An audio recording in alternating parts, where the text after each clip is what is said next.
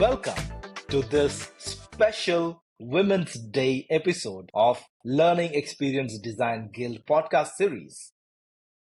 Today, we are celebrating women in learning and development, their career journeys, challenges, and how they are shaping the future of this space. We have four inspiring guests who will share their experiences, career transitions, and insights on embracing growth through upskilling and community support. This is Sandeep Kumar, founder LXD Guild, and I'm really glad to host this podcast with our special guest on this very special occasion.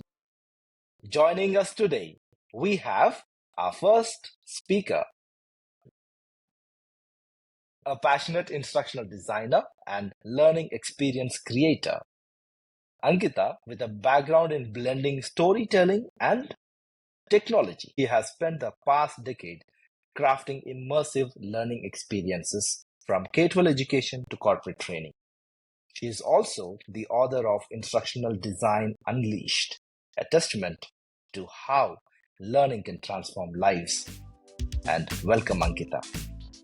Thank you. We have our second guest joining us today, Aparna Suryavanshi, Hey everyone. a senior SAP L&D consultant with over 10 years of experience, a certified AI learning professional. She is at the forefront of integrating GenAI into SAP-enabled strategies. So, welcome Aparna to the show. Thank you so much. And our guest three is Deepdisha Ahya Doshi, a dynamic sales enablement leader and L&D strategist. She has built enablement programs from scratch, led Brandon Hall award-winning projects, and executed large-scale campaigns impacting 80,000 plus people. With experience in instructional design, product enablement, and internal communications, she drives business growth through strategic learning. And welcome, Deepdisha, to our show. Yeah, hello everyone. I'm glad to be here. Thank you for this opportunity, Sandeep. Yes, thank you. And last but not the least, we have Pooja Damara, founder of CogniWonder Learning Solutions, a company dedicated to delivering innovative and impactful e-learning solutions. With expertise in gamification, micro-learning, ERP, and SAP training, she is redefining how organizations approach digital learning.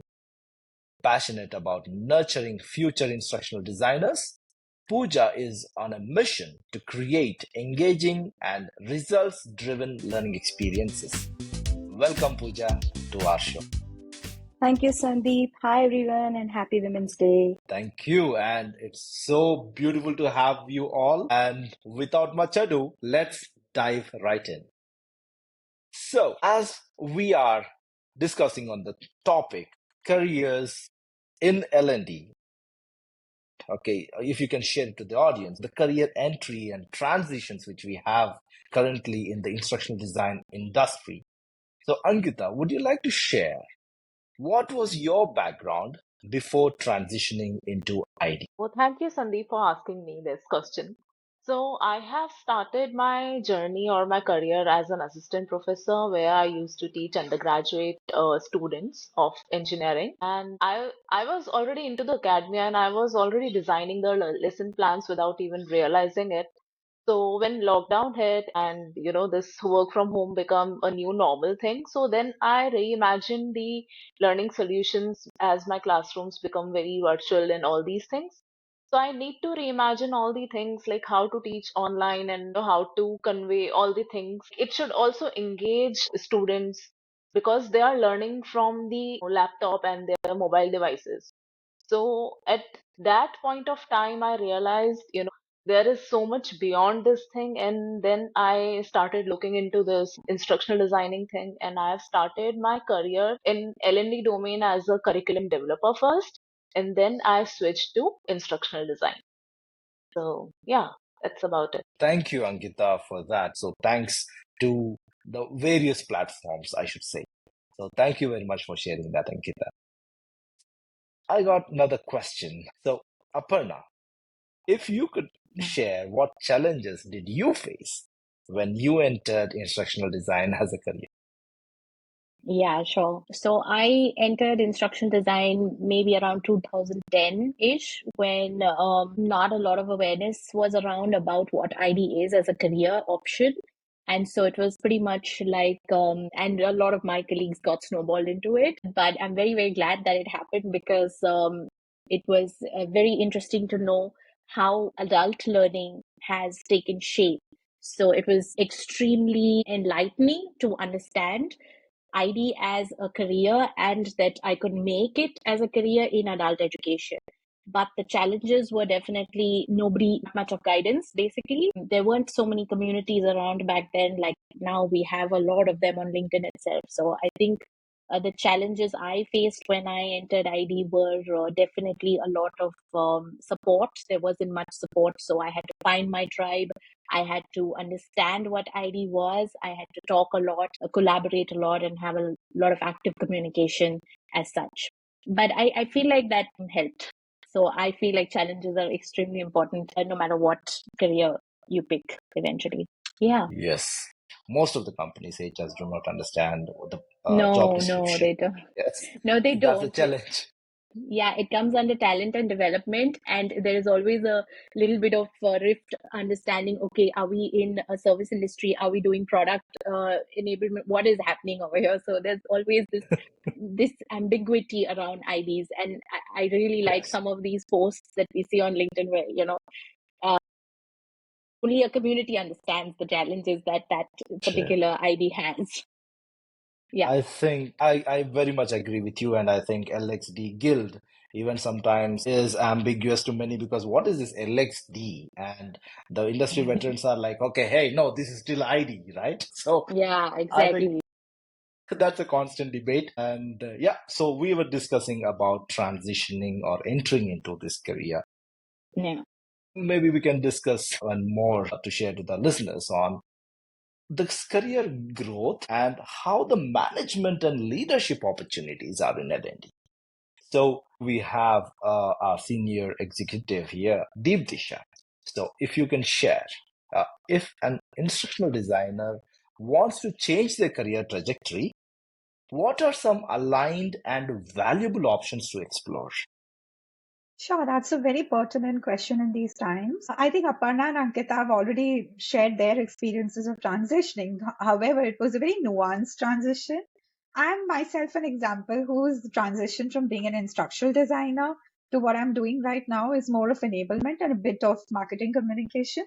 So, instruction designers have a very versatile skill set that can translate into roles like a learning experience designer, curriculum developer, or even a UX designer for learning platforms.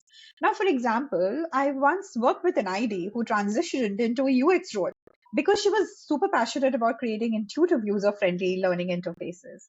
And her ability to understand learner needs made the shift really seamless.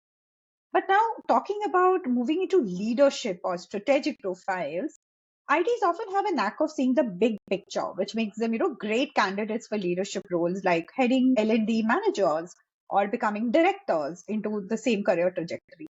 Now, another path that they could consider is content strategy, where they can leverage their expertise in structuring information to create impactful learning journeys. I also have been knowing an ex-colleague who started as an ID and today she's a chief learning officer. So there's so much that they can do. And about successful career pivots, they can, like I said, come into enablement. They could even kind of explore, technical writing, because yes, there is this technical writing forum I'm a part of. I've seen IDs pivot into roles that are very different, like corporate trainers, facilitation specialists, or even edtech consultants, and even sales enablement, like I've been doing so far. Now, there are some advices or steps that they can probably take for a smooth transition if they want to, consider something. Upskilling, that's mandatory. Taking courses in areas like project management or something around leadership development definitely adds on. Attending industry events or being a part of a forum such as yours, LXD, helps us connect with professionals in our target field also. So that's another way they could kind of network and, build their network. The other thing that I would recommend is volunteering for projects outside of their comfort zone to gain relevant experience. That is, again, a great way to learn. And highlighting ability to analyze needs, design solutions, and measuring outcomes in their resumes and interviews will definitely land them good interviews and good jobs.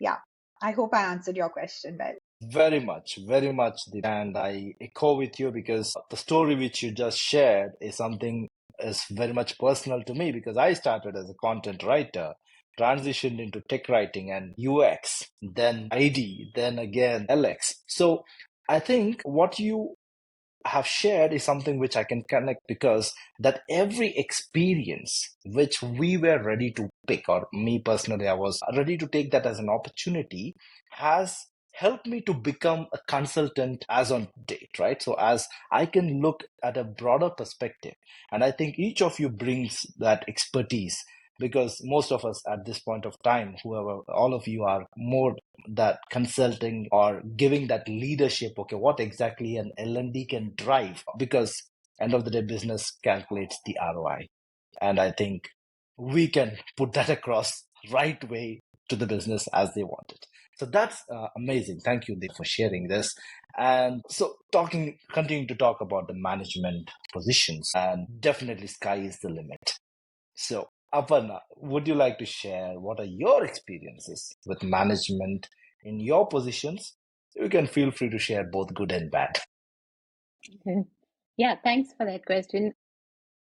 I feel like when it comes to management that is above our roles as L&D leaders, there is a lot that goes on over there because, first of all, we have to get buy-ins from most of these stakeholders. You have to pitch your ideas there in a way where you go like, okay, fine, this is the budget that we need and this is the training that we need. As everybody knows, in corporates, training budgets are very, very less and rather the least invested in. But I feel like it's very important to invest in learning because we sort of form the backbone or the skeleton of any organizational goals. So whenever it comes to any kind of leadership that needs to be bought into these ideas, it's very important to approach these conversations in a very sensitive manner, in a way, in a positive manner.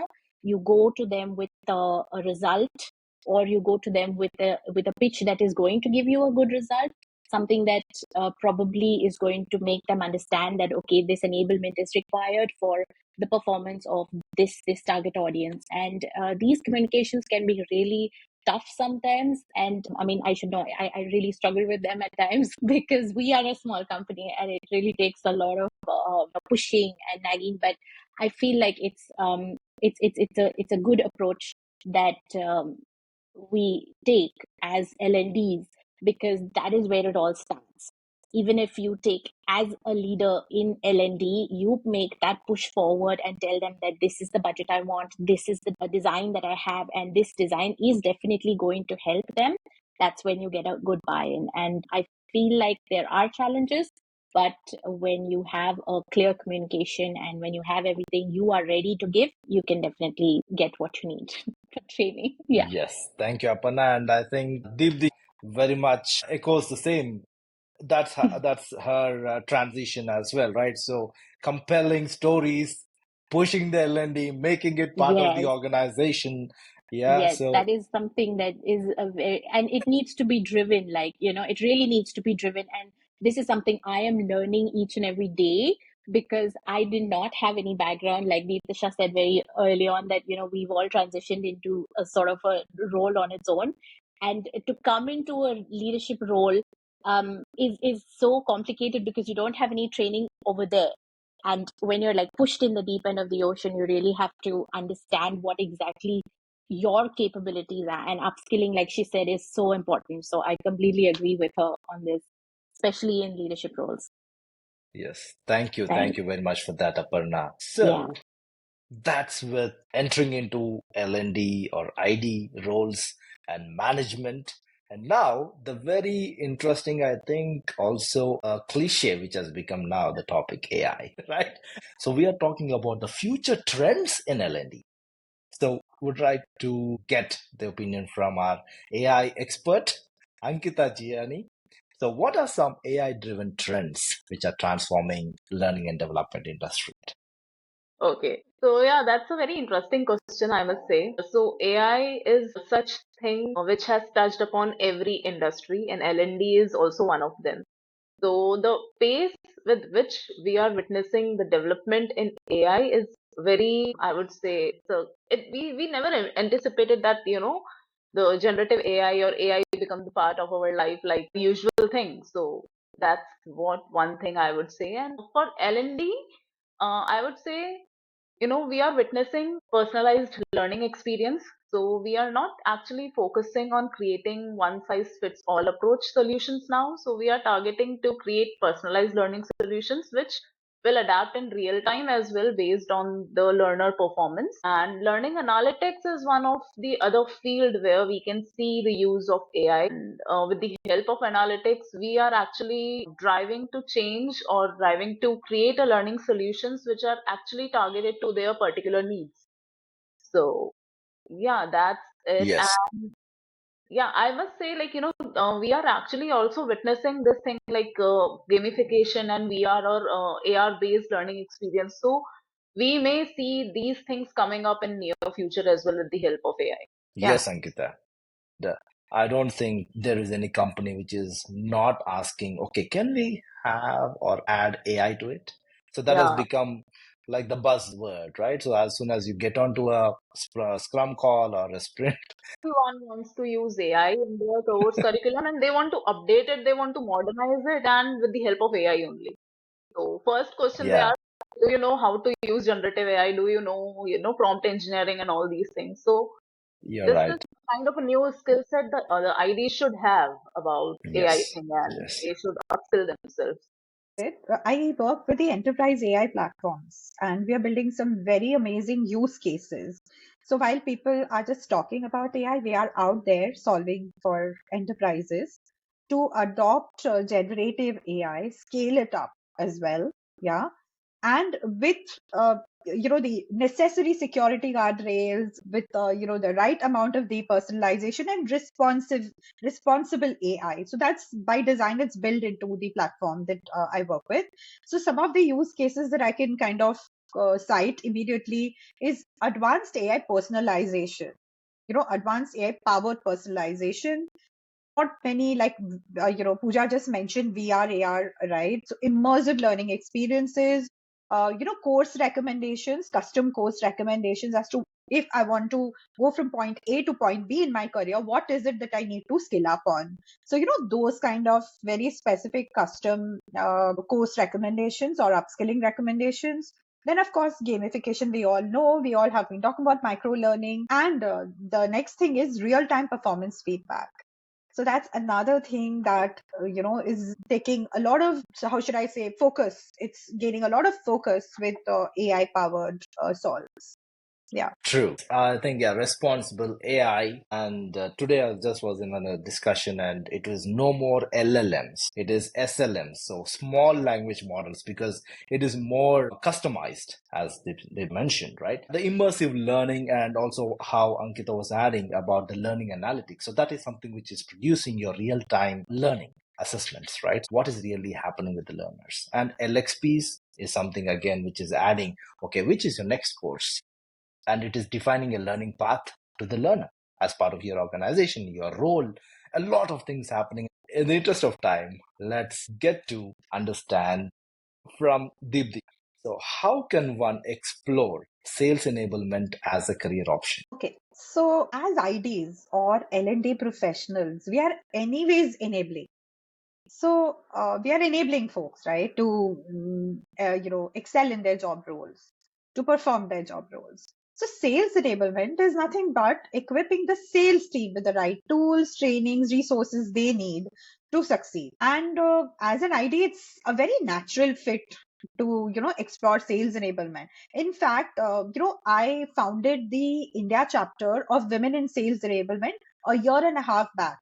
And when I joined this pro bono community, I realized about 50 to 60% of them come from an L&D background or ID background. So you see, it's such a natural transition. And uh, along with it, the core skills one needs for sales training is strong communication skills, understanding of processes, ability to create concise, actionable content. And we do that already, being IDs, don't we? And starting by collaborating with your own organization sales team would be one way to understand their pain points, offer training materials that actually help them drive outcomes, close deals, or workshops that address their needs. So I think, yeah, it's a super easy transition. Wow, Yeah, if one that's wants to make. so interesting, and I think very much encouraging, because my last role was a manager in sales enablement. So I really loved that, because most of the programs for the sales reps, right? And it is where the entire company's revenue is based on, right? So until unless they sell their products, they won't get it. And instructional designer is so crucial there. Yeah, maybe a different role or responsibility, but at the core, you must have that skill set of an instructional designer. Thank you very much, Deepti. I just would like to mention that we, LXD Guild Academy, have rolled out few courses which can also help you there.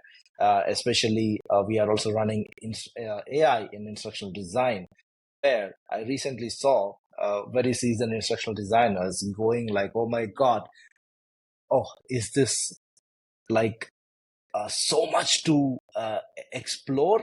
Even till today, I think all of you agree that instructional design itself is more like the tip of the iceberg, right? So what we know is very, very minimal, Absolutely. and what we can explore is very much to explore. And I think communities are a place where we can come and sort out and or help each other to understand and explore whatever is there on the other side of the iceberg. So that's really insightful conversation so far. And before we wrap up, let's do a quick round. What's one piece of advice you'd give to women looking to thrive in L&D? So, Ankita, would you like to share what is one thing which you wish you knew when you started in L&D? The system works, how these learning works, and how, for example, how to create first and the foremost thing that we always do is to create storyboard, and how the interactivities will play out, and how the learners will be interacting with all these things. So it's a kind of a complete thing, so which I knew when I stepped into this field. So otherwise I would have just wandering here and there and just getting all the things wherever I could get it from. So that was it. And I would say, like, whoever is starting in this industry, so you should embrace your unique perspective, because instructional design is all about their own perspective. So I Yes, may, look the things, I may look at the things differently, but other ID will look at the same things at differently. So that's what I would say. Just embrace your unique perspective, and just put out there, but do not hesitate, and just put it there, and let the learning unroll or unfolds with the time. yes. Yeah. Thank you. Thank you, Ankita, for sharing that. Aparna, would like to hear from you. If you had to give one career tip to women in this field, what would it be? One tip. Only one. I would really say that, don't be afraid to explore at all, because I think I can speak really for myself that I was on a sabbatical. I took a break from my career for around 6 to 7 years, about how to basically go about it and where do I start. I have all the experience, but I was gone away. So people with my or my peers have gone ahead, things like that. So I would say just don't be afraid to explore, be original, and find your tribe, engage in as many communities as possible, because there's so much good content in these communities. It's unbelievable. And I really depended on them when I came back. And it wasn't like I didn't come back a long time ago. Must have been like a year and a half that I started back. So if I look at my progress from just a year and a half ago and where I have come up until now, I feel like I've achieved a lot. So I feel like whoever wants to restart or even start, my career tip would just be go full head on. Like, don't be afraid, just go on and give it all. And I'm sure you guys will do great. And ID is an amazing career to start with. I'm really passionate about it. So Thank would be you. my Thank you, for me. Aparna. I think, yeah, that's again, yeah, do not fear, please. So this question goes to Deepdisha. What's the best piece of advice you ever received about career growth? More than career growth, it's about sustaining today. Okay, Yes. considering there are AI and there is agentic AI, right? We keep talking and hearing about agents right now that are going to kind of replace mundane tasks, and I'm seeing it happen live in front of my eyes. So the best piece of advice that I got was, in today's fast-paced industry, we are on borrowed time, and it is now or today that is what matters. So, thing is that we must keep in mind that we are not just bringing problems to the table, but we are also finding solutions. We are pushing the envelope, as much as possible, and we are the most proactive problem solvers. Because if you're not doing that, chances are someone or something might replace us. And this career advice I've really taken to heart. And I'm being very mindful of the effort that I give and, going that extra mile. That is what matters really. So I think that's a big piece of advice which is so relevant for today. So just think about, are you an asset or just an expense? Try to become an asset. Really, really, that's amazing. Discussion. Maybe. Continuous learning is really because we ourselves into learning and development industry. And unfortunately, we see at times once you get into a particular role, most of us, maybe at one point in time, myself, that we are stuck there and we try to get into projects, programs, and we'll be like, oh my God, I don't have time for anything, only project, only program. And then that is where you slowly, without knowledge, you're becoming replaceable, not irreplaceable, because yeah, the skill trajectory is going high, the market trends are changing, and how do I go ahead and get in contact with that or understand that? Maybe their communities help. Yeah, if the leadership is very much for such growth perspective, then they are ready to invest in learning for their own teams. That is amazing. Yeah, but again, that is also not very frequent as we find. But yeah, communities as LXD Guild, or as Deepdisha was mentioning, there is another for women and sales enablement, and Aparna definitely at the German community. You get to know each other, nurture each other in career and profession, and grow together, right? So that's amazing. Thank you, Deepdisha. LXD Guild has chapters across India. So we have Bangalore, Delhi, Chennai, Hyderabad, and Pune.